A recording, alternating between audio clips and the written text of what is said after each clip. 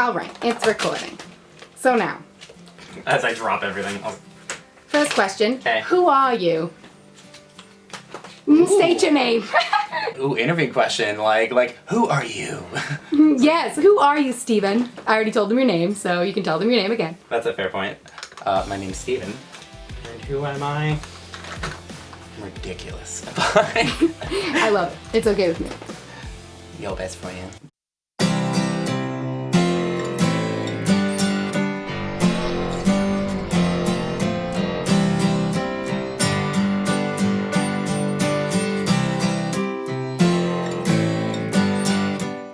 What makeup are you going to be using today, mainly?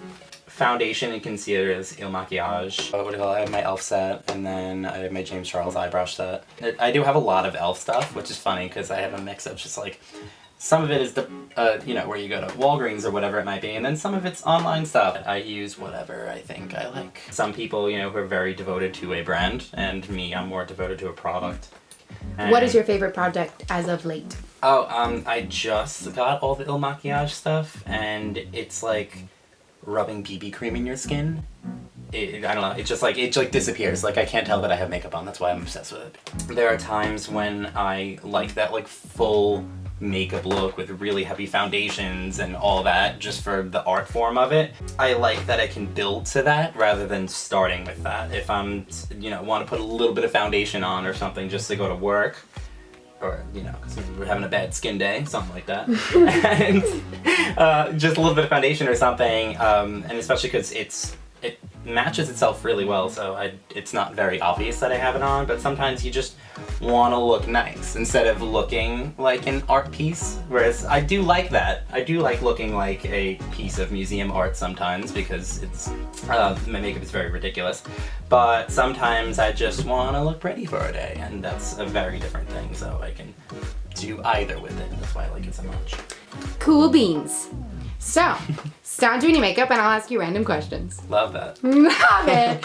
Are you going to do some crazy eyeshadow looks today, or are you going to stick to like a natural look? Or you want to start natural and then get glam because we have time? Yeah, I was going to say, we'll figure it out. Set up my face and maybe fill my brows in a little bit.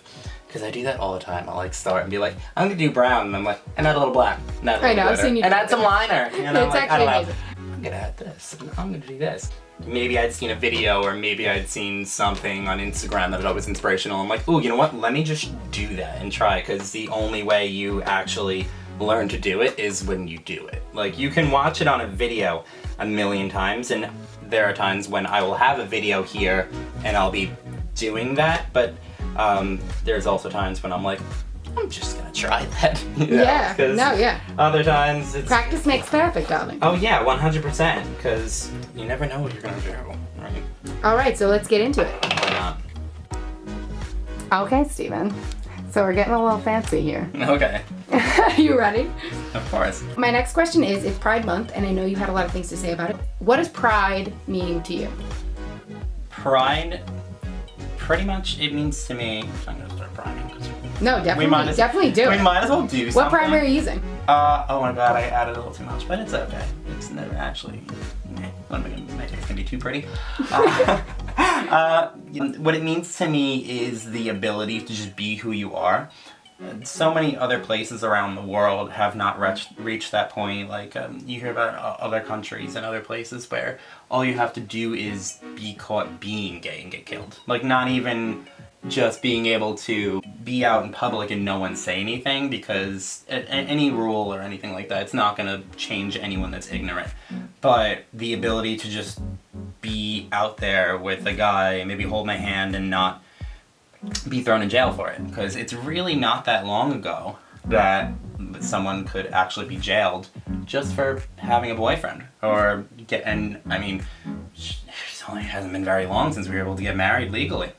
Before that happened, if you passed and you had a partner, the parents could actually choose how you were buried and where you were buried, and you actually could lose your assets. Obviously, the husband would get everything first, but since you weren't legally married, they can contest your will because they're immediate family, and the other person, according to the law, was not. So it was really for like tax and will purposes. Obviously, people wanted to get married, but the legalities of it, it was kind of insane. Like, you could put in your will that you want to be buried next to your husband, and your family decides they want to bury you in their cemetery where they're going to be buried without your husband because maybe they don't approve of your lifestyle.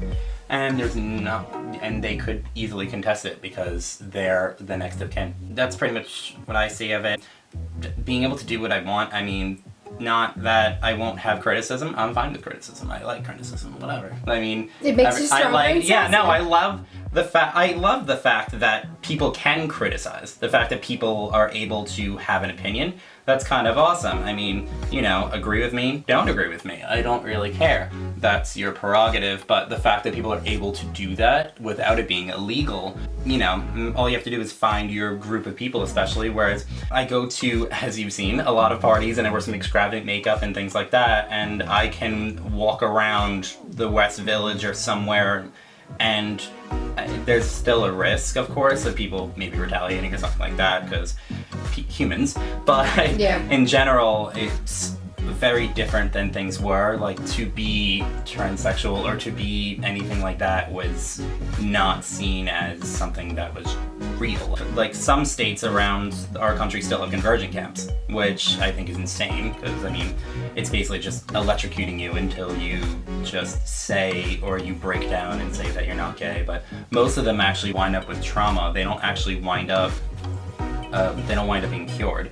All it does because is just there's nothing to be cured. Yeah, it's just all it does is mess them up. Like, then they'll realize they're still gay, be with a guy, and then have issues for the rest of their life and afraid to have sex, afraid to do anything because they've basically been tortured. Because that's exactly what it is. Being put into a cold bath and being electrocuted, those are not even things that are legal in wartime. So the fact that we still have that legal in some countries is pretty shite. Pretty shite indeed. Okay, I'm going to change the camera angle again. We're getting fancy. Okay. So now you've done your primer, you've used E.L.F. What is your next product as you wipe it off? Well, my Il Makiage foundation must have leaked a little. Life of makeup, honestly. Other fun tip, just have a piece of paper towel or tissue there because you never know. I pulled it out of the box and it was just like all over it. Great. I should have maybe been a little more careful when I closed it. Lesson learned. Steven. So I'm a mess. So, what? Well, I think it may have just been too hot in my car, and while I was in work, and it went boom. That's a good question. What is your favorite song? Don't you dare do this to me. Okay, wait. I know you have so many, but okay, so what are your top 3 favorites disco artists back in the day? Because I know you have like some real feelings about this. Oh yeah. Or at least 1 or 2. I mean, I can't hate the Queen Cher. I mean, like, honestly, like today, I texted you about when in my store they changed the playlist and put Cher on, and I was like, like losing my mind because I was like, I love June, I love Pride Month, this is the best, my store's playing Cher, and then Donna Summer came on, and then Sheryl Crow came on. I grew up with parents who had very different music tastes. My mom was a disco queen, and my dad was a rock guy, so I had the best of both worlds. My dad we'd listen to tapes by Meatloaf and Johnny Cash and things like that. And then with my mom, it was like disco and 90s dance music, which is why I knew who the Bush was when they played at the Jersey Pride. So it was always really cool because just having that either end of it, and then there was my grandpa where I listened to Sinatra and all that kind of stuff. Your grandpa's a classy man? Oh yeah, he is. Alright, changed again. Sorry, I'm getting neurotic about this. So you're putting on your Il Makiage foundation over the E.L.F. primer. Yeah, the putty primer. I started out with a lot of drugstore brands, and then there's a few things from those drugstore brands that I've stuck to because I really like them. But then there's things like the foundation that I got, which basically was not $7, but the difference was insane because it made my skin not insane and actually look natural for once. That's all I want. I like to build, but I prefer it to look somewhat natural in the beginning. I mean, I know it looks a little light because I maybe have gotten the slightest inkling of color from the beach, but... Tell us something that we don't know about Justine. It could be anything. I was gonna say we or Jenny. No. Ooh, fun one. We'll go right in for it. I didn't lose my virginity until I was 22. Oh my God, you have told me, but I know everything about you. So yeah, so I say it all the time to people because you have people all the time who, you know, the majority of people lost virginity very early, especially in the gay community. Then there are people who didn't, and most of the time they lie about it. It's a weird thing for most people. People are used to someone having already lost their virginity. And there's obviously, like I said, there's no right or wrong way for it to happen, but I was too distracted by being a dumb kid that I had no intentions of having sex, actually. I lost my virginity to my first boyfriend, which was like rather sweet because most people's stories are not as fun. There's like no, most of them are pretty bad. I'm not even gonna give mine away for the bad. Nope. Not today, ma'am. Not today. So when you say you were being a dumb kid, what do you mean? Because I feel like you were a pretty good kid. It's in the beginning. It was because I was competitively horseback riding, and I would just leave school, do my homework, and then go to the bar. And that was my life. I didn't really do anything. I was a very innocent child until like into my senior year of high school and then into college. I probably didn't even tell anyone to shut up. Like, I was pretty quiet. So your definition of being dumb is just not being as sassy as you are yeah, now. well, and also, you know, and then later, when I was like 18, 19, later, I was doing a lot of, like, just dumb things, like sitting in someone's shed or walking around the development with a bottle of vodka doing really nothing because we were bored kids in the suburbs. I just didn't have any intention. That's why, like, 18, 19, I kind of also discovered myself, my sexuality and all that, because I didn't care. Like, kids in middle school were dating and all that, and I was like, I just want to do my school and then go play with my horse. But yeah. I had like something to think about. Eventually I got to college and the same thing. I was in school for econ studies rather, and pretty much I then hurt my back and I had to go to just a regular business school because I couldn't do all the physical demands that came along with it. And I'm using my Il Makiage again because I'm obsessed with it. I am not 14 anymore, and I look old sometimes. I'm gay, and Peter Pan syndrome is around. That gays are obsessed with age, and why do you think that is? Why do I think that is? It's that a lot of it's put on looks with the gay community. Like it tends to be kind of. You gotta be pretty and stuff. It's funny because we are generally considered one of the more accepting communities, and like, girls want a gay best friend to tell them what to do. But for us, I know I'm using my fingers because I'm old school. I use sponges and stuff too, but I just like fingers. Actually, a lot of pros use their hands. Yeah, I like fingers because and brushes because there's more control. I mean, I probably look psycho because I'm doing really fast, but yeah, and it's very brightening, which is funny because this website just asks you questions about yourself, and it's like, what's your skin like? Do you burn? And I'm like, yep. Yeah, but you yes. tan, I feel like. Yeah, I do both. Like, I tan, like, I know, you generally don't. No, I know, I don't. You think about getting tan sometimes? I think about it, yeah. Yeah, and then it doesn't. Obviously, I'm gonna be 27 in next month. But,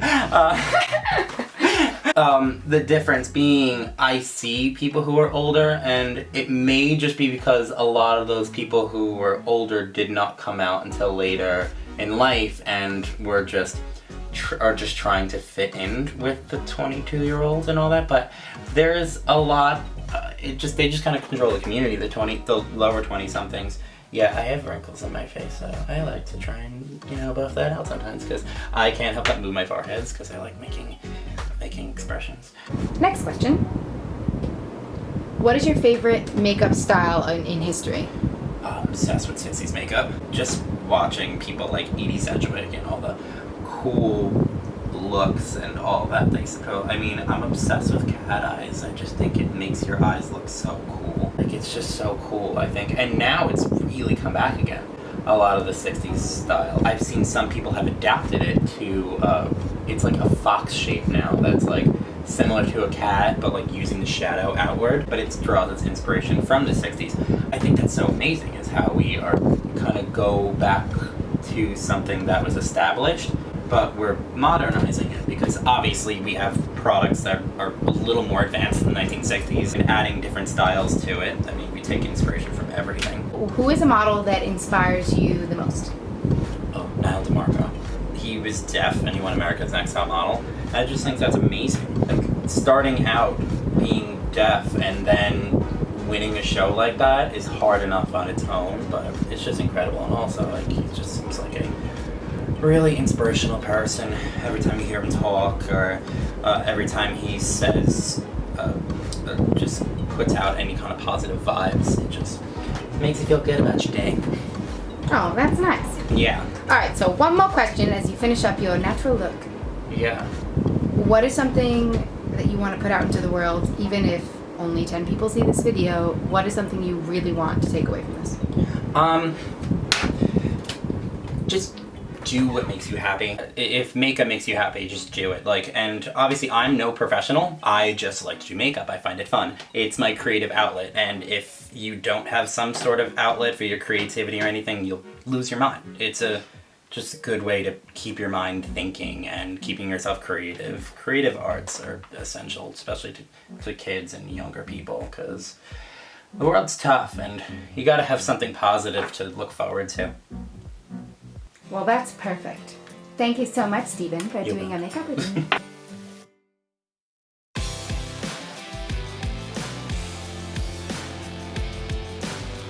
All right, I don't know what I did. Let's just start. I don't like that wire, so we're gonna fix that by putting a Phantom of the Opera thing in front of it. Let's see. Nope, that didn't help. All right, okay, this angle also, I'm learning as well, is just your neck, so let's change. Stuck on for a few seconds, but it's so funny how like you look old when you look really close. I don't know what to say, but I use my Poreless Putty Primer as my thing for powder because it's flat and it's big enough that I can just do that. Because otherwise, it's not very fun. Let's just move this way a little bit. We're just gonna do something. We're just gonna do something, you know? Yeah. What am I doing next? Foundation, I suppose. I don't even know it's started. Oh, it started. Alright. I was trying not to tell you so you don't get nervous. Let's get it started here. Oh, you can see me. Okay, I don't know how to do this yet. Move it like this by a little. Other way. All the way? Other way. Other way. Other way. Oh no, now I'm in the frame. Go back. Okay, perfect. Nope. Yep, perfect. Yeah, well that's obvious. Oh man, you can see the ring light in the window. It's fine. I'm not a pro. Okay, next question. Perfect, perfect. Now I can see a beautiful thing. How wonderful. Okay. So every time I do that, I have to then fix it. Until I set it, but I have not set it yet. Not yet. Not yet, ma'am. Mom, just spit it. Super cute. Yeah, obviously. You're adorable. I don't know anymore, man. All right, one more question. What?